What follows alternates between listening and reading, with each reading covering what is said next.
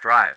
Elia Voss had always been a man of ambition, someone who believed that science could push the boundaries of life and death.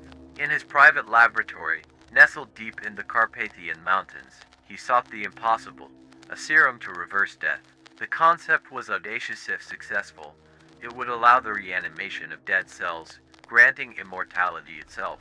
For years, he experimented on cadavers, animals, and even plants, perfecting his formula. Or so he thought. One night, after months of sleepless nights, Voss found the perfect subject, a recently deceased man, local to the village nearby, whose body was fresh enough to test the serum on. The man, an ordinary farmer, had no next of kin to question his disappearance.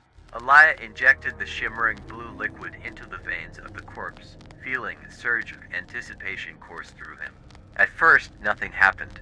The body remained still on the cold, steel table. Elia frowned, frustration tightening his features. But then, just as he was about to record another failure, the corpse twitched, his heart raced, the veins of the dead man darkened, turning a sickly black, pulsing with an unnatural life. His pale skin grew taut, eyes snapping open, but they were no longer human. They gleamed deep crimson, burning with hunger. The man, or whatever he had become, rose slowly from the table, his movements stiff at first. Elia stared in fascination and horror as he watched his creation struggle to speak. His voice, raspy and guttural, echoed in the lab. "What have you done?" The farmer lunged at Voss before the scientist could react. Teeth, sharp and jagged, sank into his neck, draining his blood with a thirst Voss had never imagined. Weak and dizzy, he managed to break free, watching in horror as the creature fed on his lifeblood. The farmer, now fully transformed into something monstrous, stood tall. His once simple features were now twisted with cruelty. "You think you've conquered death, scientist?" he sneered, his voice carrying an otherworldly depth. "You have only unlocked something far worse." The vampire's hunger knew no bounds. He vanished into the night, leaving Voss alone, bleeding and barely alive. The scientist, trembling and too weak to pursue him, could not comprehend the full extent of his mistake. Days passed, and strange reports began to surface from the village. Livestock drained of blood, villagers disappearing without a trace, eerie whispers in the dead of night. Elia, realizing the horror he had unleashed, locked himself in his lab, determined to find a way to undo his experiment. But his efforts were in vain. He couldn't stop the spread of the darkness he had birthed. What Elia did not know was that the serum, in its corrupted form, had infected more than the body of the farmer. The vampire was no longer bound by the laws of mortality, nor by the solitary existence of a single creature. Each victim he fed upon began to change, becoming shadows of their former selves, loyal to his growing army. And as they spread, so too did their insatiable hunger for blood and power. The true horror, however, was far worse than any of them could have imagined. Elia had never tested the full limits of his serum. As the vampire's power grew, so too did an unexpected mutation within his body. He became something beyond a vampire, something darker, something even the undead feared. And with every passing night, his gaze returned to the scientist who had given him this twisted gift, now plotting something far worse than mere revenge. In the depths of the night, as Elia Voss sat in his crumbling lab, trying desperately to correct his greatest mistake, a chilling realization dawned on him. He had not just unleashed a vampire upon the world, he had created a new master of death itself. And that master was coming for him. The sound of the wind howling outside the lab masked the footsteps approaching. Elia could feel the air grow colder, the shadows deepen, but by the time he looked up, it was too late. The door creaked open. The vampire had returned, and this time, it wasn't alone. And so the true experiment had just begun. The vampire stood in the doorway, his eyes glowing crimson in the dim light of the lab. But behind him, something else loomed, an unnatural shadow that twisted and writhed, a dark force that seemed to suck the light from the room. Elia could hardly breathe, his mind racing to comprehend what stood before him. The creature that had once been a mere farmer now possessed an aura of overwhelming power. His once human frame had grown gaunt, his skin ashen, veins black like tendrils of poison.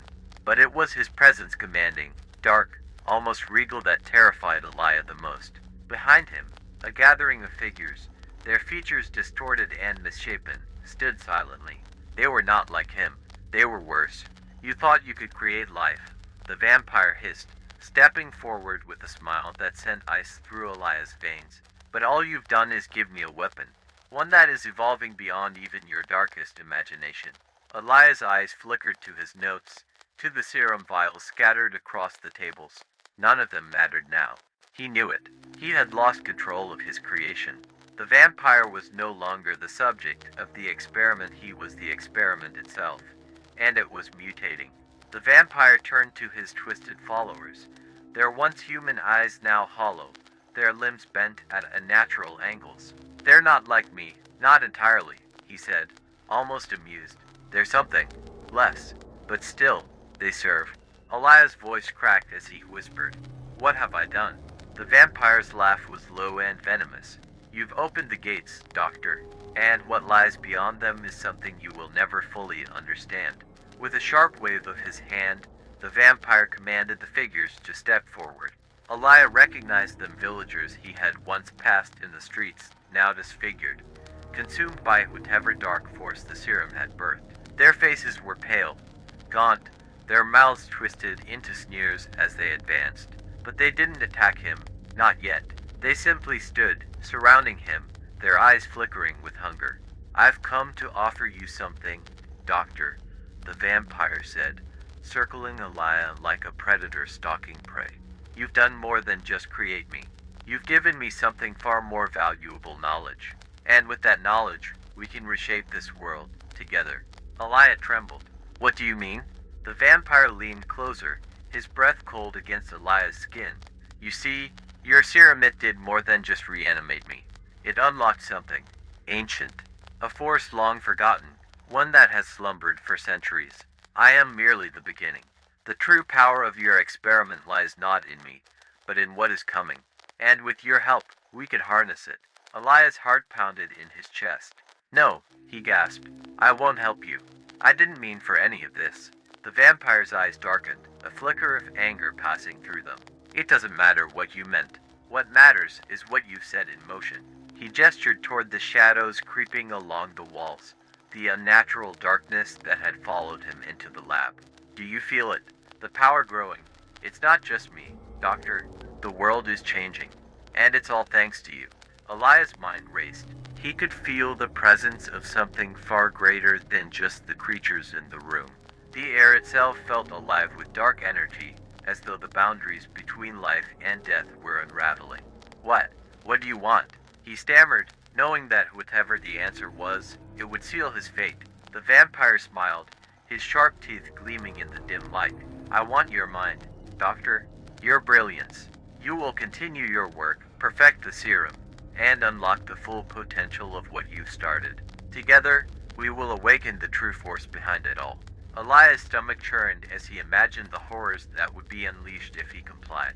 But before he could speak, the vampire added, "And if you refuse, well, you've seen what happens when I'm displeased." The vampire's followers shifted, their hollow eyes fixing on Elia, their hunger palpable. He knew what they were capable of, what they could do to him if the vampire commanded it. But worse than that, he knew that if he didn't comply, the experiment wouldn't just stop. The vampire would find another way. The darkness would spread, consuming everything in its path. Suddenly, Elia felt a surge of resolve. He couldn't let this abomination take full control. There had to be a way to stop it, a way to undo what he had done. But he would have to play along for now. "Fine," he whispered, his voice shaking. "I'll help you." The vampire's grin widened, but Elia's mind was already spinning with a plan. He would work from within, find a way to destroy the vampire and the force he had unleashed. But as he looked into the vampire's eyes, he couldn't shake the feeling that something far worse was coming. The shadows shifted once more, a deep, guttural whisper filling the room. It wasn't coming from the vampire, it was coming from the darkness itself. Something ancient had indeed awakened, something beyond either of them. And it was watching. Elia swallowed hard, knowing that the real nightmare was only just beginning. Elia worked tirelessly over the next few days, pretending to be the obedient scientist. The vampire watched him closely, always hovering in the shadows, his twisted followers lingering at the edges of the lab, their hollow eyes tracking his every move. The serum had done more than Elia ever intended, and now, with every passing hour, he could feel the darkness tightening around him. But he had a plan, or so he thought. Late one night, when the vampire and his brood had retreated to the shadows, Elia finally completed his new concoction. He had modified the serum, designed it to reverse what he had done, or so he hoped. It was a gamble, a final desperate act, but he had to try. He couldn't let this darkness consume the world. The next evening, the vampire appeared again, this time alone. His crimson eyes gleamed with anticipation. "Is it ready, Doctor?" he asked, his voice laced with hunger. Elia nodded, holding up the syringe filled with the altered serum. "It's ready," he replied, his heart pounding. He knew the moment had come. Either this would save them all, or it would doom him forever. The vampire stepped forward, his face a mixture of excitement and suspicion. "You've done well," he purred, reaching for the syringe. But before he could take it, Elia plunged it into his arm, injecting the entire dose in one swift motion. The vampire recoiled, his eyes flaring with rage. "What have you done?" he snarled, grabbing Elia by the throat. "What did you?" Suddenly, the vampire froze. His body convulsed violently, his veins bulging beneath his pale skin, turning a deep black. Elia staggered back, watching as the creature collapsed to the ground, writhing in agony. His followers rushed in, but stopped short, their eyes wide with fear as their master screamed, a blood-curdling sound that echoed through the lab. For a brief moment, Elia felt a surge of hope. He had done it, he had stopped the vampire. But then, the room grew unnaturally cold. The shadows in the corners of the lab twisted and writhed, growing thicker, darker, almost alive. The vampire's body stopped convulsing, but as Elia watched in horror, it began to change. His flesh rotted, crumbling away, revealing something far more terrifying beneath. A hollow voice, deep and ancient, filled the room. "You foolish, foolish man," it whispered, not from the vampire, but from the shadows themselves. "You have only hastened the awakening." The vampire's body rose again, but it was no longer him. The form that stood before Elia was a vessel, a twisted, empty shell, its eyes now glowing with a dark, endless void. The thing that had once been a mana farmer was gone. Something older, something far worse, had taken its place. "You thought you could destroy me," the creature said, its voice now layered with inhuman malice. "You cannot kill what is eternal. You cannot undo what you've unleashed." Elia stumbled back, his heart pounding in his chest. "No, this is impossible." The creature's smile widened, its form warping into something grotesque, a mockery of life and death, a creature of pure darkness. The twisted followers that once obeyed the vampire now knelt before their new master, their eyes gleaming with a terrifying reverence. "You've played your part, Doctor," the creature said, advancing on Elia. "Now, I have no more use for you." Elia turned to run, but the shadows reached out like tendrils, wrapping around his legs, pulling him back. He screamed as the darkness enveloped him, the cold seeping into his bones, his body paralyzed with fear.